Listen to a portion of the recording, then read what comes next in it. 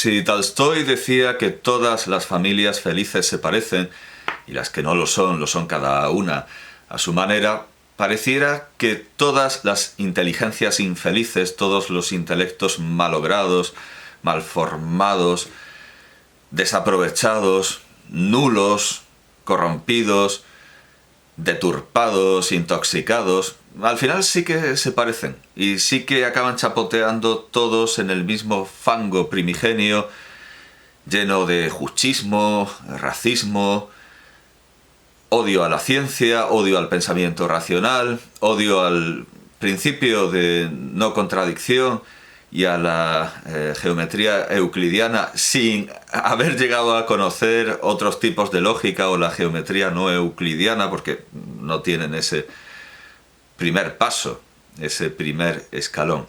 En ese charco, en ese fango, en ese lodo primigenio está inequívocamente y retozando y revolcándose con ese que lleva un uniforme juche con caude venos, indiscutiblemente está Juan Manuel de Prada, y cada vez más, y prueba de esto es Twitter, donde efectivamente esos dos cerdos no de la pocilga de Epicuro, como dijo el clásico, sino de una pocilga llena de mierda, están sin duda alguna, como digo, estos dos cerdos, Juan Manuel de Prada y Cabo de Venós. No estoy haciendo una metáfora gordofóbica por su condición física, sino que estoy remedando, como digo, la mención del clásico a la feliz piara de Epicuro,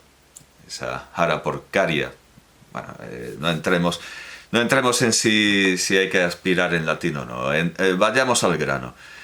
Vayamos no a ese grano, sino al melme. Durante un breve tiempo se puso de moda una especie de estudiante perpetuo. No sé por qué se puso de moda, pues porque la prensa decide que las cosas se pongan de moda. El caso es que hicieron famoso a un señor que tenía un joven que tenía un canal de YouTube, me parece. Por eso hay que empezar tarde, porque eso fue una moda y ya pasó. Yo he llegado tarde y aquí estoy. Cuando deje de estar, pues me habré muerto, con lo cual, y volviendo a Epicuro, pues no me preocupará demasiado, porque cuando la muerte esté, yo no estaré. El caso es que comentaba las noticias en compañía de una perdiz. Y decía frecuentemente que había que ir al melme. En realidad, lo de melme lo usaba como sinónimo de la actividad erótica. Veo que la Real Academia no recoge melme, pero yo sí sé que...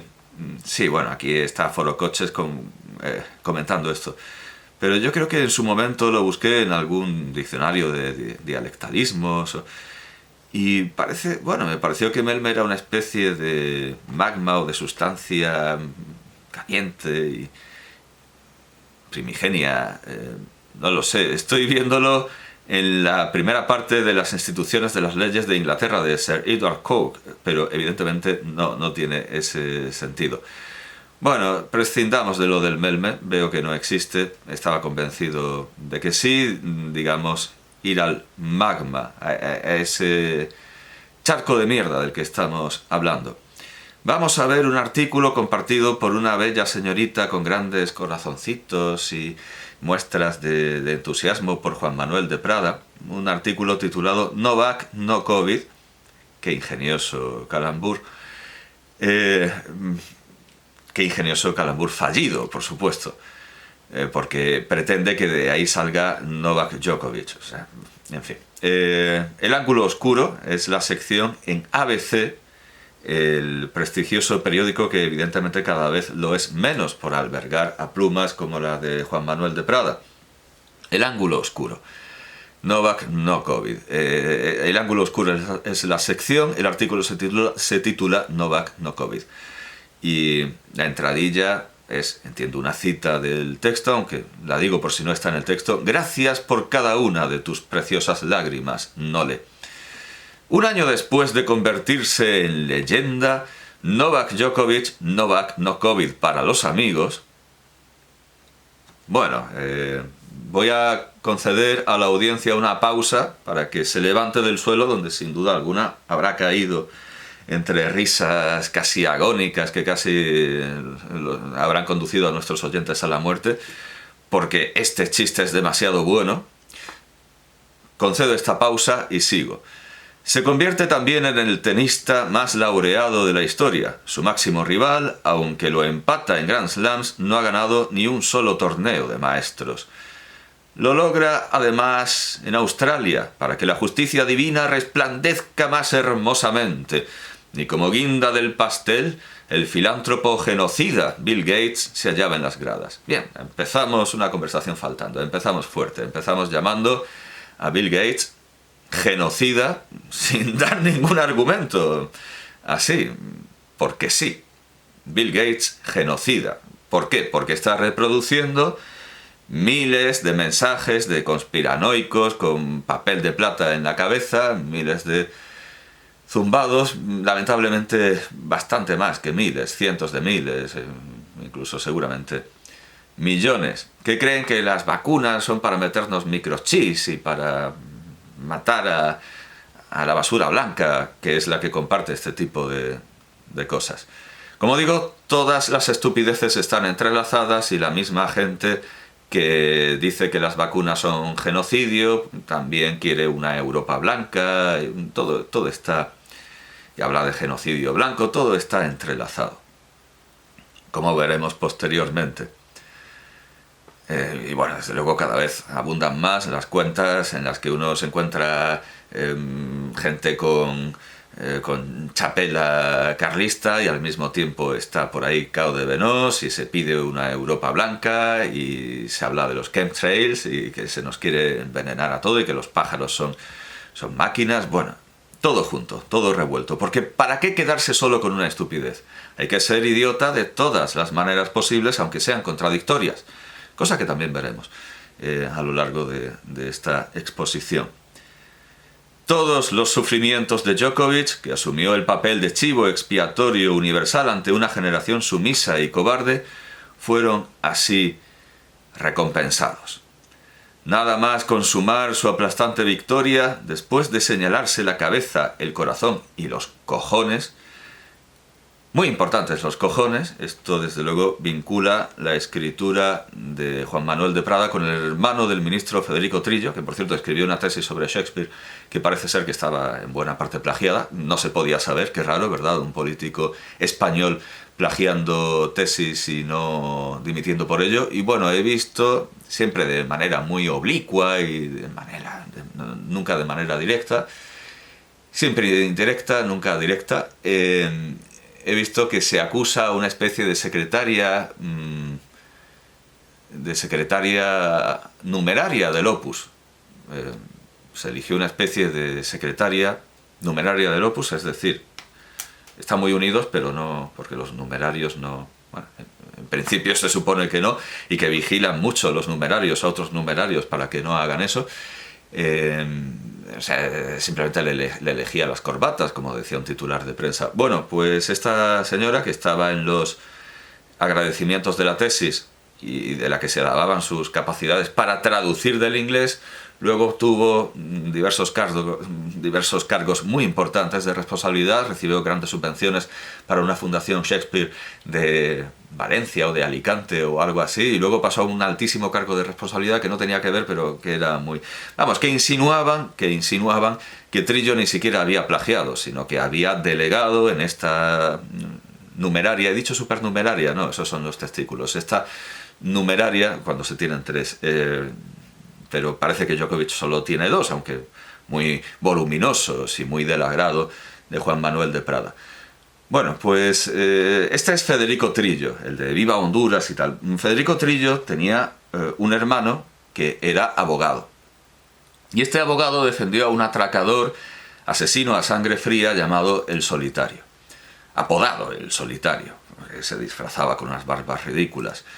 Y bien, por supuesto que está en la obligación del defensor hacer todo lo posible, todo lo humanamente posible, en pro de su defendido. Pero hay cosas que no van en pro de su defendido y sí en detrimento del defensor, como alabar los cojones del solitario. Este abogado defendió los cojones del solitario y dijo que quería darle un abrazo, que macho, que estaba lagrimeando, o sea, llegó al llanto, sí, vamos, llegó al llanto por el solitario. Bueno, pues este es el mismo estilo. Me pesa haber dicho lo de los cerdos mientras hablo y por supuesto que me gustaría hacer la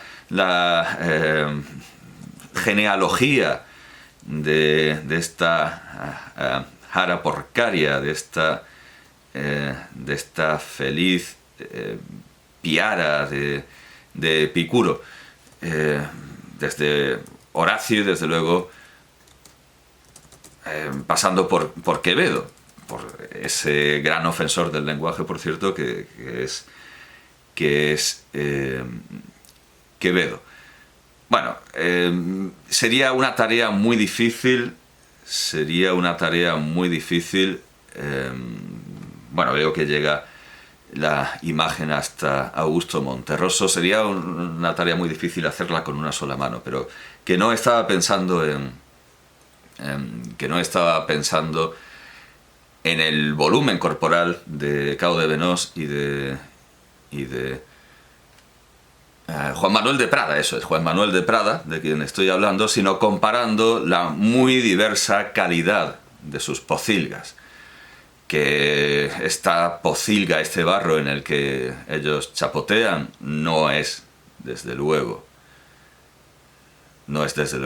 la piara de Epicuro, no es donde se revuelca la piara de Epicuro, ni muchísimo menos. Es un lodo plenamente antifilosófico. Sigamos leyendo este desastroso artículo.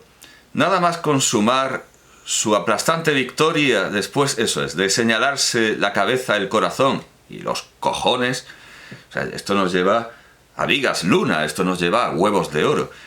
Novak Djokovic elevó la mirada al cielo, claro, con la mano de los cojones, pues lo siguiente que se toca es a Dios. Es como si le tocara a los... como ese chiste, mi padre es tan alto que alcanza una estrella, pues mi padre es tan alto que alcanza dos. ¿Y las estrellas son duras o blandas?, pregunta un tercero. Son, después de dudar, porque evidentemente están mintiendo, son blandas. Entonces no son estrellas, son los cojones de mi padre, que es más alto que los vuestros. Bueno, pues este tenista le toca los cojones a Dios. Se agarra el paquete y luego señala a los cielos con la mano que todavía le huele. Novak Djokovic elevó la mirada al cielo y dio gracias a Dios. Después se fundió en un abrazo con amigos y familiares y rompió a llorar. Pero Djokovic no imitó a esos planchabragas que lloran ante las cámaras por cualquier chuminada, sino que esquivó su escrutinio para que no quedara registro de su llanto. En ese llanto viril, hermosamente hurtado a las cámaras, estábamos representados todos los que a lo largo de los últimos años hemos padecido persecuciones y hostigamientos. Quería que iba a decir persecución por la justicia. Todos los que, estigmatizados por la chusma mediática y médica, la chusma médica, acosados por gobernantes inicuos, abandonados o mirados con recelo por nuestros amigos y familiares más memos, decidimos arrostrar una vida de perros sarnosos a cambio de mantener nuestros cuerpos, que son templos del espíritu, alejados de las terapias génicas experimentales. Terapias génicas experimentales.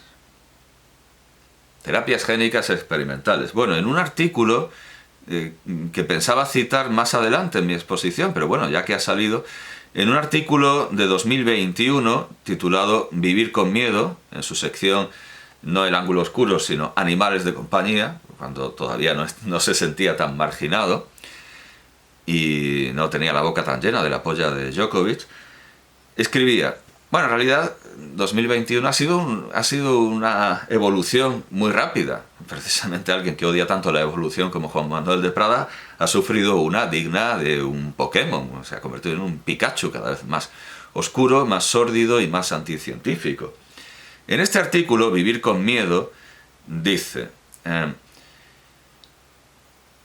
durante el último año, sí, desde el principio, habré publicado 4 o 5 artículos sobre las llamadas vacunas, entre comillas, contra el coronavirus. Muy pocos, considerando que anualmente escribo casi 200. Que yo prefiero llamar terapias génicas experimentales, ya como si las llamas Robustiano López. En lugar de vacunas las voy a llamar Robustiano López. Pues, desde luego, no han sido elaboradas como las vacunas al uso. Bueno, curiosamente yo no quise ponerme las vacunas al uso desarrolladas con un virus de mono, porque no tenía la aprobación de la DEA, no había sido aprobada en Suiza, había una serie de muy buenas razones para no ponerse la AstraZeneca, que todo el mundo estaba entusiasmado. La AstraZeneca pues esto no es un supermercado. Hombre, sí es un supermercado desde que lo estoy pagando yo, con mis impuestos. Que buenos impuestos me quitan de un sueldo que supuestamente el Estado me ha subido, pero al mismo tiempo me suben las retenciones. O sea que en realidad al final quedó a deber.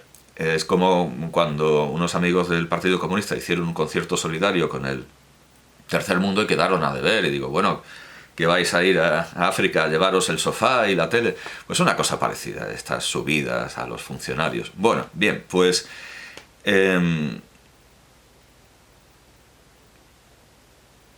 yo no recibo como un regalo las vacunas, las pago y tengo derecho a saber qué entra en el templo de mi cuerpo, que en eso estoy completamente de acuerdo con Juan Manuel de Prada. Mi cuerpo es un templo. Yo no voy a dejar que el Estado interfiera contra mi voluntad. Bueno, asumiendo por supuesto que mi voluntad es una voluntad bien informada. Muy bien informada, tan informada que lo que dije a la inspección cuando me preguntaron ¿y por qué no se pone usted la vacuna? Pues luego lo asumió el propio Estado, y el propio Estado retuvo las vacunas de AstraZeneca, suspendió la vacunación y luego al final las acabó regalando a Honduras, viva Honduras, ¿verdad? Y a otros países que nos las agradecieron mucho, como ahora Ucrania nos está agradeciendo el excedente militar, que es como cuando la Unión Soviética dio a los republicanos esos tanques escacharrados. Pero yo creo que no deberíamos dar absolutamente nada, por supuesto, porque nosotros no estamos para regalar armas, sino para comerciar con ambas partes y mediar por la paz, como en tiempos de la Primera Guerra Mundial. Mediar por la paz es la función de España, no regalar armas, desde luego, para prolongar una guerra imperialista y absurda que está condenada a la negociación y al reparto de territorio. Y alguien dirá, sí, lo de Churchill. Prefirieron la paz a la deshonra y ahora tendrán la guerra y la deshonra. Sí, muy bien, eso lo decía Churchill cuando Hitler no tenía la bomba atómica. Cuando no tenía la bomba atómica, Putin tiene la bomba de hidrógeno. Así que eso del honor y la deshonra vale para los separatistas catalanes, para Puigdemont, pero no para Putin. De hecho, cuando Rusia ya tuvo la bomba atómica, Churchill tuvo que aceptar el telón de acero y lamentarlo, pero no decir vamos a volar Rusia, porque no se podía. Y si los aliados hubieran tenido la bomba atómica después que los nazis, cosa que era imposible porque los nazis hicieron todo lo posible por acabar con todos los científicos, muchos de los cuales eran judíos, y al final se quedaron solo con 4 zumbados como von Braun. Bueno, pues si los alemanes hubieran tenido la bomba atómica antes que los americanos, Churchill habría pasado a la historia como un gordo borracho que escribía buenos discursos.